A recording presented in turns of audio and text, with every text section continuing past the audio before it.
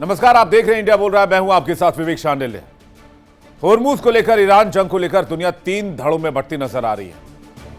एक वो देश है जो अमेरिका के साथ खड़े हैं, एक वो देश है जो ईरान के साथ खड़े हैं, और कुछ देश ऐसे भी हैं जो न्यूट्रल हैं। लेकिन इन सब के बीच first world war, second world war की कहानी याद आने लगती है। कुछ ऐसे ही हालात में कभी सिर्फ एक गोली चलाने की वजह से, तो कभी एक छोटे से बदलाव की वजह से एक महायुद्ध की रूपरेखा तैयार हुई। और आज अमेरिकी राष्ट्रपति डोनाल्ड ट्रंप के कड़े रुख और फैसलों के बाद मिडिल ईस्ट में ऐसे ही एक युद्ध का आगाज हम देख रहे हैं। ट्रंप की नीतियों के विरोध में आज दुनिया के कई देश लामबंद हो रहे हैं। वैश्विक तनाव जो चरम पर है, हर गुजरते दिन के साथ टकराव गहराता जा रहा है। यही सुलगती चिंगारी तीसरे विश्व युद्ध की दस्तक है। दुनिया महाविनाश के मुहाने पर खड़ी है, लेकिन कोई इसे रियलाइज करने को तैयार नहीं। आखिर इस युद्ध का अंजाम क्या होगा? कौन से देश अमेरिका के साथ हैं? कौन से देश ईरान के साथ हैं? दुनिया की बड़ी ताकतें कैसे दो धड़ों में बढ़ती जा रही है? फर्स्ट वर्ल्ड वॉर क्यों हुआ? सेकेंड वर्ल्ड वॉर क्यों हुआ? और तीसरे विश्व युद्ध की रूपरेखा कैसे रची जा रही है? कहानी और फिर उस पर एक डिस्कशन। माना यह जाता है इंसान अगर अपने किए से सबक ले तो बड़ी से बड़ी त्रासदी को टाला जा सकता है। लेकिन इंसानों ने पहले विश्व युद्ध से सबक ली, ना दूसरे विश्व युद्ध से सबक ली, और अब तीसरे विश्व युद्ध के लिए माहौल तैयार कर दिया गया है। एक छोटी सी भूल ने देखते ही देखते पूरी इंसानियत को अपनी चपेट में ले लिया और करोड़ों जिंदगियां खाक हो गई। और आज फिर इतिहास खुद को दोहराने की तहलीज पर खड़ा है, और इस बार इसका केंद्र बना है होर्मुज, या यूं कहें मिडिल ईस्ट। तो क्या अमेरिका और ईरान की जंग तीसरे विश्व युद्ध की कहानी लिख रही है? कोई हवा में बात नहीं करूंगा, मैं आपको पॉइंट्स बताता हूं। मिडिल ईस्ट में भड़की जंग की आग सिर्फ एक दो देशों तक सीमित नहीं है, इसका दायरा तेजी से बढ़ रहा है। इस बढ़ते दायरे ने पूरी दुनिया के सामने तीसरे विश्व युद्ध का खौफनाक दृश्य लाकर खड़ा कर दिया। एक्सपर्ट्स का मानना है कि अमेरिकी राष्ट्रपति डोनाल्ड ट्रंप के अड़ियल रुख और कड़े फैसलों ने इस सुलगती आग में घी डालने का काम किया है। अब कैसे सीन बन रहा है, इसको समझने के लिए आपको पहले वर्ल्ड वॉर 1 और वर्ल्ड वॉर 2 की कहानी समझनी होगी, जो मैं आपको संक्षेप में सुनाता हूं। 1914 से 1918 तक वर्ल्ड वॉर 1 हुआ, जिसमें जर्मनी, ब्रिटेन, फ्रांस और रूस में सैन्य शक्ति बढ़ाने की प्रतिस्पर्धा थी। ऑस्ट्रिया हंगरी के युवराज फ्रांस फर्नांडिस के सर्बिया समर्थक युवक ने हत्या की। ऑस्ट्रिया ने सर्बिया पर हमला कर दिया। गुटबंदी के कारण एक देश दूसरे में खिंचते चले गए। धीरे धीरे इसमें जर्मनी, फ्रांस, ब्रिटेन, रशिया भी शामिल हो गए और यह वर्ल्ड वॉर बन गया। यानी सिर्फ एक गोली चली थी, सर्बिया समर्थक युवक ने हत्या कर दी थी हंगरी के युवराज की, और यह घटना वर्ल्ड वॉर में तब्दील हो गई। अब आ जाए सेकेंड वर्ल्ड वॉर 1939 से 1945 तक। जो लोग कहते हैं इससे वर्ल्ड वॉर नहीं होता है या सब कुछ बड़ा नहीं होगा, मैं उनको बताना चाहता हूं, पहले विश्व युद्ध के बाद जर्मनी पर भारी दंड लगा, अपमानित किया गया, आर्थिक बोझ डाला गया। 1939 में जर्मनी ने पोलैंड पर हमला कर दिया।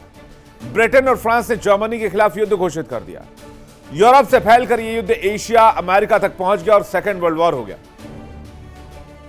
न जर्मनी को अपमानित करते, न जर्मनी के अंदर राष्ट्रवाद वाली भावना पैदा करके हिटलर इतना बड़ा शासक बनता और इतना बड़ा युद्ध करता। आज आप उस जगह पर रशिया को रखकर देखिए, आपको सेम सीन नजर आएगा। अब आ जाइए वर्ल्ड वॉर 3 का जो सीन बना हुआ है। मिडिल ईस्ट में इसमें विश्व युद्ध 3 का सीन बन रहा है। ईरान पर लगातार बीते 6 दिन से अमेरिका हमले कर रहा है। ईरान ने स्ट्रेट ऑफ होर्मुज को बंद किया हुआ है। ईरान की मदद के लिए रशिया ने डूम्सडे प्लेन भेजा है। मिडिल ईस्ट में सऊदी बनाम यमन का युद्ध भी शुरू हो गया है। ब्रिटेन, फ्रांस, जर्मनी भी लड़ाई में है। रशिया और यूक्रेन भी लड़ाई में है। रशिया, नेटो भी लड़ाई में है। नेटो ने 5000 सॉर्टीज का वादा किया है और नेटो के 3 एयरक्राफ्ट मिडिल ईस्ट की तरफ बढ़ रहे हैं। तो क्या यह मजाक चल रहा है? यही तो है वर्ल्ड वॉर का सीन। और क्या वर्ल्ड वॉर का सीन होता है? और अगर यहां से एक कदम भी आगे गए, याद कीजिए मैंने आपको बताया था, बार बार आगाह किया था, लड़ाई शुरू होने से पहले भी कहा था कि अगर एक भी गोली चलाई गई मिडिल ईस्ट में अमेरिका की तरफ से तो इसके बाद दुनिया सिर्फ तबाही देखेगी। और पिछले 130 दिन में इस बात की गवाही है कि मेरी वो बात बिल्कुल सटीक साबित हुई। तो क्या हम थर्ड वर्ल्ड वॉर की तरफ बढ़ रहे हैं? बातचीत करने के लिए मेहमानों का एक बड़ा पैनल हमारे साथ मौजूद है। Brigadier Vinod Dutta, defence expert colonel S K Malik, defence expert doctor Dheeraj Kaul, geopolitical expert America से लाइव मौलाना असलम, ईरान मामलों की जानकार। आप सभी मेहमानों का बहुत स्वागत है। मैं सबसे पहले यूएस का रुख करता हूं, डॉक्टर धीरज कौल जो कि यूएस से हमारे साथ जुड़े हुए जियोपॉलिटिकल एक्सपर्ट है। उसके बाद मैं डिफेंस की तरफ और फिर ईरान की तरफ आता हूं। तो क्या धीरज कौल हम थर्ड वर्ल्ड वॉर की तरफ जा रहे हैं? नमस्कार, thank you for having me on the show. और आपके पैनलिस्ट सबको नमस्कार, दर्शकों को भी। देखिए, इट्स इज़ वेरी अनफॉर्चुनेट जिस दिशा में चीज़ें जा रही हैं। और क्योंकि मैं फाइनेंशियल मार्केट से जुड़ा हूँ, मेरा बहुत बड़ा कंसर्न है इस टाइम रेड सी जो हूती का एरिया है, जो सदर्न सदर्न एरिया है जो कि रेबल्स कंट्रोल करते हैं। वहाँ पे अभी आपने सुना था रिसेंटली एक प्लेन लैंड करने की कोशिश की सना में। सऊदी एयरफोर्स ने उसको उड़ा दिया और उसके बाद वो दूसरी जगह लैंड किया। उसके बाद हुतीज ने मिसाइल अटैक्स किए हैं वापस सऊदी के ऊपर, और अब सऊदी का इन्वॉल्वमेंट इस वॉर में होने की आशंका है। और अगर ये जो मैं बात कर रहा हूँ जिस रेड सी स्ट्रेट की, अगर वो ब्लॉक हुआ तो आज की डेट में 12% वर्ल्ड का क्रूड वहां से जाता है। तो हम देख पाएंगे कि अगर दोनों डबल चोक पॉइंट्स हो गए, रेड सी एंड हरमुज, तो 25% of all the global crude will be immediately affected, up to 32%। तो कहीं ना कहीं ये बहुत ही डेंजरस डेवलपमेंट है। अभी रिसेंटली ट्रम्प ने ट्वीट किया था कि हम बात की थी कि हम 20% चुंगी लेंगे, और अभी कुछ मिनट पहले उन्होंने अपना स्टेटमेंट भी रिट्रैक्ट कर लिया है। तो उनके statements you have to take it with a pinch of salt. लेकिन ओवरऑल जो स्थितियां आप बिल्कुल सही पॉइंट आउट कर रहे थे, हमने कुछ नहीं सीखा। बहुत मुश्किल से कुछ एमओयू इनिशिएट हुए थे जो बहुत वीक थे, अनफॉर्चुनेटली टूट गए। ये इसमें सबसे बड़ा नुकसान एक कॉमन आदमी का होगा जो कि ईरान में बैठा है, जो अमेरिका में बैठकर एक्सपेंसिव गैस पे कर रहा है, इंडिया में कर रहा है, जो पीस लविंग है। और नेट नेट इसका मुझे ना ईरान की जनता, ना अमेरिकी जनता, ना मिडिल ईस्ट, मुझे डायरेक्टली किसी का फायदा इसमें नहीं दिख रहा। हाँ, कुछ लोग इससे डेफिनेटली पैसा कमाएंगे, लेकिन ओवरऑल डेफिनेटली चीजें हमें तीसरी वर्ल्ड युद्ध की तरफ दिख रही हैं, क्योंकि अब नेटो भी इन्वॉल्व होने वाला है। क्योंकि सऊदी का जो तेल ईस्ट वेस्ट कॉरिडोर के थ्रू वो डाइवर्ट करके रेड सी के थ्रू भेज रहे थे, अगर वो चोक हो गया तो यूरोपियन यूनियन पे बहुत बड़ा मार आएगा। और मुझे लगता है नेटो की कंट्रीज एक्टिवली इसमें इन्वॉल्व होंगी, which will escalate the war. और at the end of the day ये मत भूलिए कि सऊदी और पाकिस्तान का भी पैक्ट है। तो देखने में आएगा कि क्या पाकिस्तान भी कुछ अपने जो उनका वेस्ट फ्रंट है ईरान के साथ, उस पर कुछ एक्शन करेंगे। ऑल दो उनकी बात पे विश्वास तो करना बहुत मुश्किल है, लेकिन ओवरऑल मेरे मेरे अकॉर्डिंगली ईरान के कॉमन मैन के लिए ये बहुत ही अनफॉर्चुनेट टाइम है। और ओवरऑल ग्लोबल इकोनॉमी भी रिसेशन और स्टैग्फ्लेशन की तरफ मुझे लगता है बढ़ रही है। सर, आपने इकोनॉमी के पॉइंट ऑफ व्यू से कहा, मैं तो एक और कदम आगे जाकर रशिया पॉइंट ऑफ व्यू से भी अगर आप देखें तो दुनिया भर में खबरें चल रही है कि रशिया कुछ न्यूक्लियर ऑप्शन पर विचार कर रहा है, और इस बारे में चाइना ने भी कहीं ना कहीं आगाह किया है, कहीं ना कहीं एक इन्फॉर्मेशन देने की कोशिश की है कि भाई रशिया को अगर ऐसे सोच रहे हैं वो तो ऐसा ना करें, इसे एक बहुत बड़े एटम बम की होड़ की शुरुआत हो सकती है। ब्रिगेडियर विनोद दत्ता जी, आप क्या सोचते हैं? क्या दुनिया एक बार फिर से एक विश्व युद्ध की तरफ बढ़ रही है?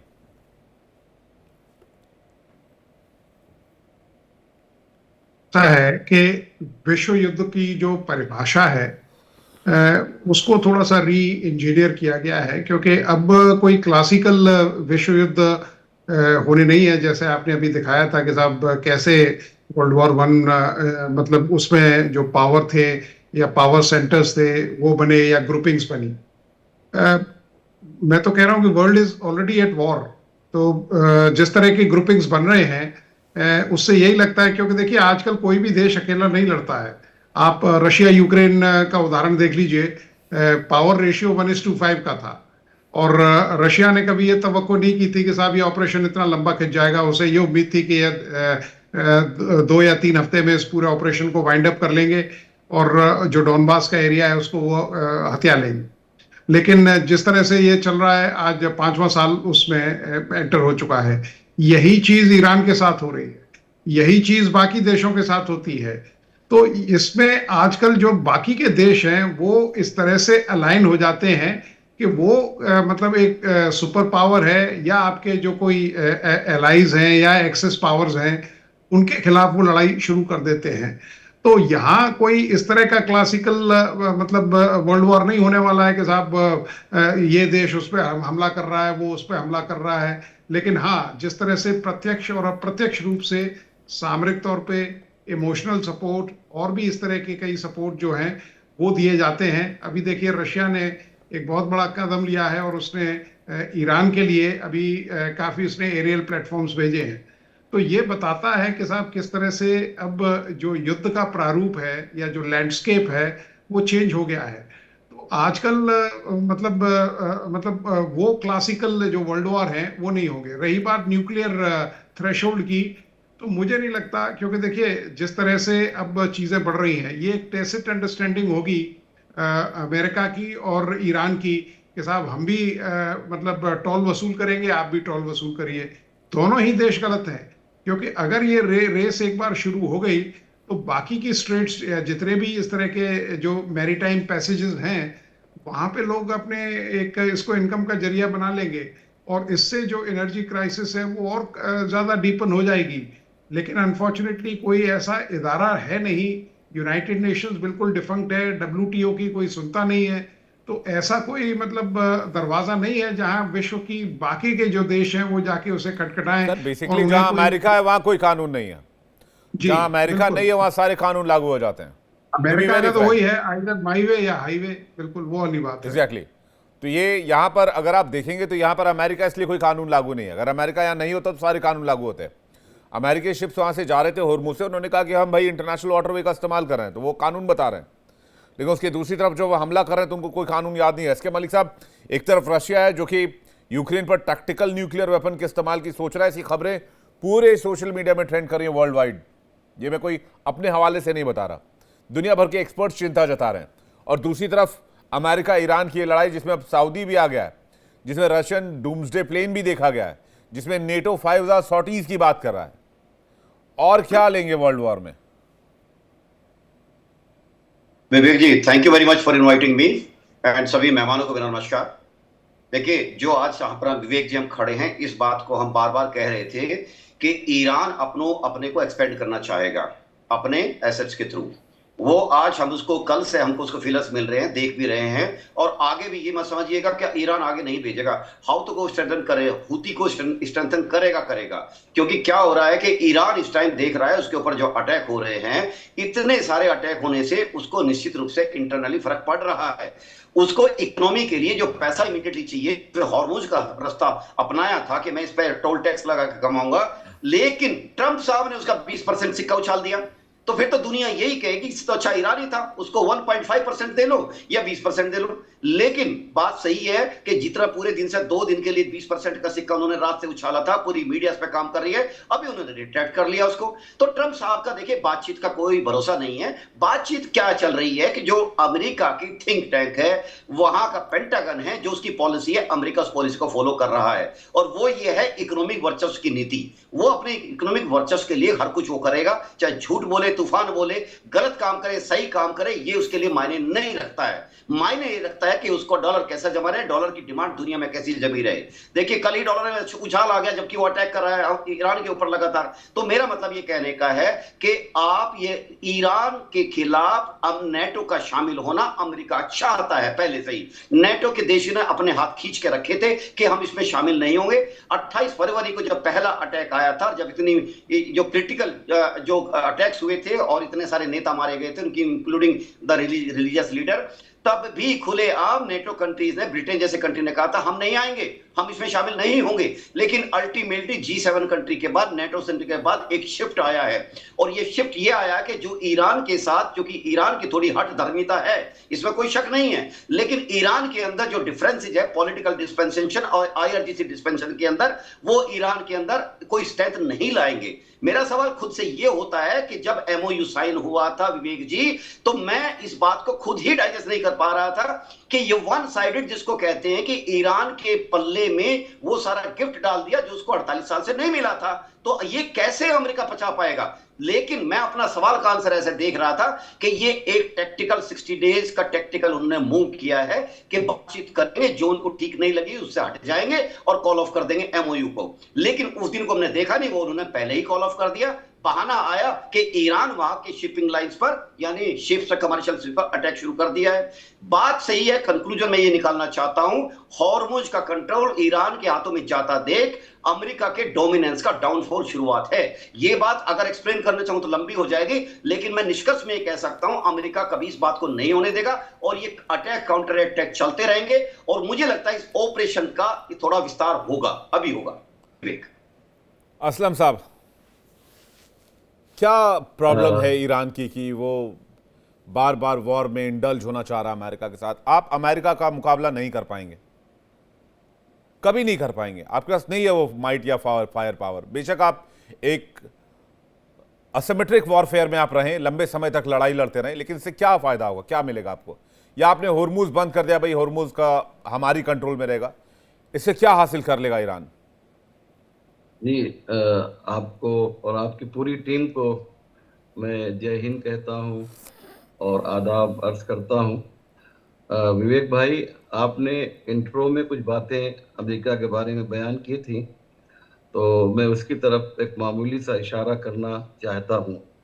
देखिए, मैं जिस चैनल पे भी गया, ये सवाल मुझसे किया गया कि ईरान जो है क्यों इस तरह से जो है अग्रेसिव हो चुका है। उसकी वजह यह है कि हिंदी में एक कहावत है कि दूध का जला हुआ छाछ को भी वो फूंक फूंक कर पीता है। ईरान ने 47 ईयर्स से विवेक भाई बहुत कुछ सहा है, और जो जंग मैंने इससे पहले भी आपके ही चैनल में और इसी इंडिया बोल रहा है का जो कार्यक्रम था, उसमें ये बात कही थी कि 47 साल अगर आप ईरान और अमेरिका के बारे में बग़ैर किसी तअस्सुब के, यानी इंसाफ का चश्मा पहनकर अगर आप जो है एनालिसिस करेंगे, तो आपको मालूम होगा कि अमेरिका ने मुसलसल ईरान को ख़त्म करने की नाकाम साजिश और कोशिश की है। ईरान इस बात को समझ गया है कि अगर इस मर्तबा हम पीछे हट गए तो फिर कभी भी हम अमेरिका को जो है पीछे हटा नहीं सकते हैं, और वो फिर एग्रेसिव होकर हमारे ऊपर अटैक करेगा। इसलिए ईरान ये जो कुछ भी कर रहा है, मैं बहुत ही एतमाद के साथ, भरोसे के साथ आपके पैनलिस्ट जो इस वक्त बयान कर रहे हैं जो बातें, उनके साथ बहुत ही रेस्पेक्ट के साथ ये कहना चाहूँगा कि ईरान ये समझ गया है कि अगर अभी ईरान ज़रा सा भी नरमी बरतता है तो अमेरिका ईरान को ख़त्म कर देगा, ईरान को खा जाएगा। इसलिए ज़रूरी यह है कि हुर्मुज़ जो एक दुखती रग है, इसे उर्दू में कहते हैं शहरगे हयात है, अगर ये जो है ईरान ने इसमें समझौता कर लिया और इससे पीछे हट गया, तो फिर ईरान इतना पीछे हट जाएगा कि शायद ईरान तबाही के दहाने पर आ जाए। इसलिए हुर्मुज़ जो है, आप विवेक भाई, आपने एक बहुत ही इम्पोर्टेंट बयान ईरान के एक बहुत ही बड़े जिसे कहा जाए कमांडर हैं, मोहम्मद अकरमी नया, आपने उनका एक बयान जो बहुत ही ज़रूरी है कि मैं शेयर करूं आपसे और आपके तमाम दर्शकों से, वो ये है कि उन्होंने ये कहा है कि हुर्मुज़ कभी भी नहीं खुलेगा। अमेरिका ये कान खोलकर सुन ले कि हुर्मुज़ कभी भी खुलेगा नहीं। हाँ, एक ही कंडीशन है, एक ही शर्त है हुर्मुज़ के खुलने की, और वो ये है कि हमारे हितों का ख्याल रखा जाए, क्योंकि हमने बहुत नुकसान उठाया है। अमेरिका ही के इशारे पर ईरान इराक जंग हुई, जिसमें 2 लाख से ज़्यादा ईरानी शहीद किए गए। तो ये बात ईरान के समझ में आ गई है। और हुर्मुज पर मैं आपके बहुत ही रिस्पेक्टेबल जो एनालिसिस कर रहे हैं, जो पैनलिस्ट हैं, उनकी खिदमत में ये बात कहना चाहूँगा कि हुर्मुज को अमेरिका भूल जाए। ईरान इसके लिए हर तरह की कुर्बानी देने के लिए तैयार है, जान की कुर्बानी देगा, माल की कुर्बानी देगा, लेकिन हुर्मुज को कभी भी छोड़ नहीं सकता है। हुर्मुज को छोड़ना यानी सरकार को छोड़ना। ईरान को कोई तो आईना दिखाएगा। आप हुर्मुज देखिए, आप ईरान कह रहा है हुर्मुज, कौल साहब कोई तो आईना दिखाएगा ईरान को, कोई तो समझाने वाला होगा। कौन आईना दिखाए ईरान को? ये बहुत अनफॉर्चुनेट है जी, जिनको आईना दिखाना था उनको तो मार दिया गया 40,000 लोग, लेकिन वो बहुत कम आबादी के लोग हैं और इस टाइम तो बहुत अनफॉर्चुनेट है ईरान में किसी की नहीं, आवाज हो सुनी सकता है नहीं कि जा भाई रही। आप जो बात कर रहे हैं, हो सकता है supreme leader Ayatollah Ali Khamenei होते तो शायद आपकी बात बन जाती। हाँ हाँ, एक्चुअली यू आर राइट। अगर आयतुल्ला खामेनी होते तो शायद इतनी गंभीर स्थितियां नहीं होती, ये मैं बात मानता हूँ। वो little bit more rational than IRGC। एक ही आदमी इस टाइम मुझे दिखता है जो ईरान को कुछ एग्रीमेंट टेबल पे ला सकता है, जो सामने नहीं आना चाहता। चाइना।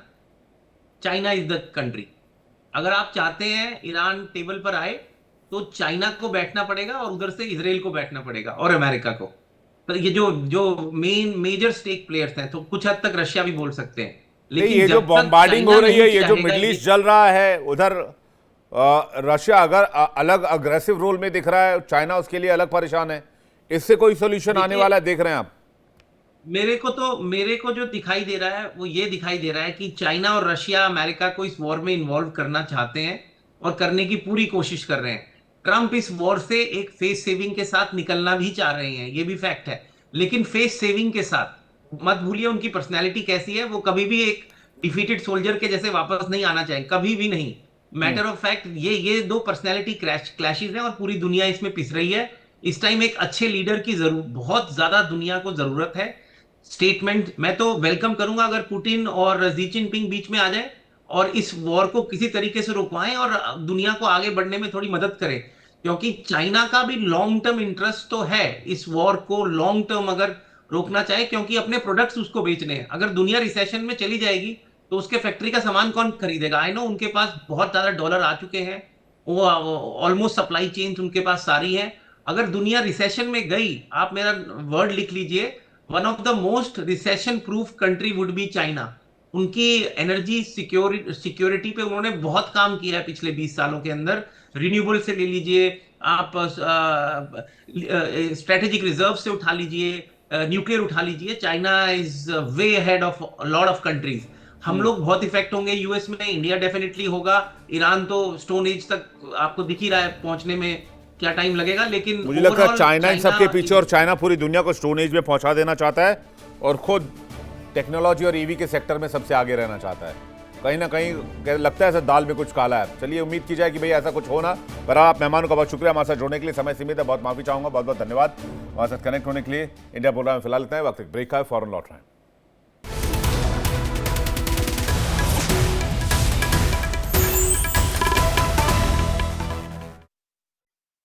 देखिए इंडिया डेली 24/7 अब आपके स्मार्ट टीवी पर। इंडिया डेली मौजूद है सभी डिजिटल प्लेटफॉर्म पर लाइव और लगातार। इंडिया डेली 24/7 हर दिन राष्ट्र को समर्पित।